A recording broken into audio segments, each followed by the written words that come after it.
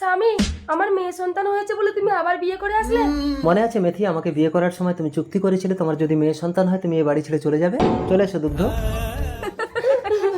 কয়েক মাস পর। বেশি হেসো না দুগ্ধ, তোমারও যদি মেয়ে সন্তান হয় কিন্তু মেথির মতো একই অবস্থা হবে তোমার। কি স্বপ্ন দেখলাম? এই নে তোর মেয়ে হয়েছে। মা, তোমাকে অনেক টাকা দেবো, তুমি তো পাড়ায় পাড়ায় ছেলে ধরতে যাও, আমার মেয়েটা পাল্টে একটা ছেলে এনে দাও না। ঠিক আছে, ও পাড়ায় বাচ্চা ধরতে যাচ্ছি, যদি ছেলে হয় এনে দিচ্ছি। এই নে তোর জন্য ছেলে এনেছি। দাও দাও। আমাদের ছেলে হয়েছে? হ্যাঁ, তুমি দাইমাকে 5,000 টাকা দিয়ে দাও।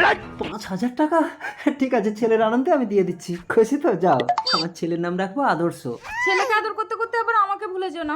এই তুমি একদম আমার ছেলের উপরে হিংসা করবে না তো। একে আমি উচ্চ শিক্ষায় শিক্ষিত করে বড় অফিসার করব 20 বছর পর। মা, তোমাকে আর ভিক্ষা করতে হবে না। এতদিন ভিক্ষা করে আমাকে লেখাপড়া শিখিয়েছো বলেই আজ আমি বড় ডাক্তার।